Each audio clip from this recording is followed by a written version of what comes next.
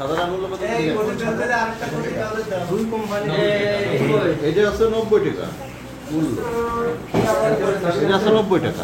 40 টাকা কিনা পড়ে 90 টাকা গায়ে লাগা। স্যার রেট এত ছিল না স্যার। হোমিওপ্যাথি চিকিৎসায় ব্যবহৃত বিষাক্ত যে অ্যালকোহল বা স্কিপ প্রাণে যে 6 জনের মৃত্যু হয়েছিল, এই মৃত্যুর ঘটনায় আমরা 1 নম্বর আসামিকে গ্রেপ্তার করি ওই দিনে।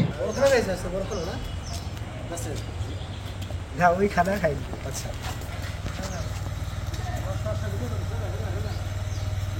আপনারা জানেন যে চুয়াডাঙ্গা জেলায় হোমিওপ্যাথি চিকিৎসায় ব্যবহৃত বিষাক্ত যে অ্যালকোহল বা স্কিপ প্রাণে যে 6 জনের মৃত্যু হয়েছিল, এই মৃত্যুর ঘটনায় আমরা যেদিন আমরা সংবাদ পেয়েছি সেদিন এখানে জড়িত আমাদের যে 6 জন এজাহারনামীয় আসামি ছিল, তাদের নামে বাদী হয়ে যে মামলাটা রুজু হয়েছে, এই মামলা আমরা 1 নম্বর আসামিকে গ্রেপ্তার করি ওই দিনে।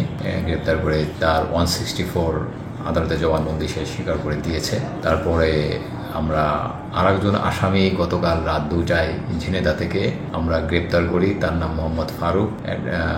আপনার ওরফেও তাকে বলা হয় অ্যালকো ফারুক। সে দীর্ঘদিন ধরে এই স্পিরিট, বিষাক্ত স্পিরিট যেটা হোমিও চিকিৎসায় ব্যবহৃত হয়, এটা করে আসছেন এবং ঝিনেদা, চুয়াডাঙ্গা সহ বিভিন্ন জেলায় এটা সরবরাহ করে আসছে। গতকাল আমরা তাকে গ্রেপ্তার করি এবং তার বাড়ি থেকে 117 বোতল এই হোমিও ওষুধ হিসেবে ব্যবহৃত যে বিষাক্ত স্পিরিট, এটা আমরা উদ্ধার করি তার কাছ থেকে। বাকি আসামিদের ধরার ব্যাপারে আমাদের অভিযান অব্যাহত আছে এবং 164-এ আরও যে নামগুলো আছে আমরা যাচাই বাছাইপূর্বক সেই আসামিগুলো ধরার জন্য যা যা করণীয় আমরা পরবর্তী ব্যবস্থা আমরা গ্রহণ করব। প্রশ্নে আসে না, এটা তো রেজিস্টার্ড ডাক্তার হোমিওপ্যাথি কতটুকু রাখবে এবং তার লাইসেন্স আছে কিনা।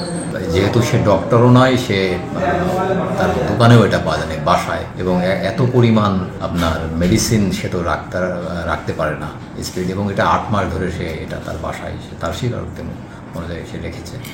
এটা এখনো নিশ্চিত আমরা তাদের স্বীকারোক্তি মধ্যে 2 জন মারা গেছে হাসপাতালে, আমরা এটা জানতে পেরেছি। আর যে বাকি 4 জন, এটা কোর্টের কাছে আমরা অবগতি করেছি, এটা দিয়েছে। আদালত যদি পরবর্তীতে আপনার পরীক্ষা নিরীক্ষার প্রয়োজন মনে করেন মৃত্যু নিশ্চিতের জন্য, আদালত যেভাবে নির্দেশনা দেবে আমরা সেই মোতাবেক আমরা ব্যবস্থা নিব।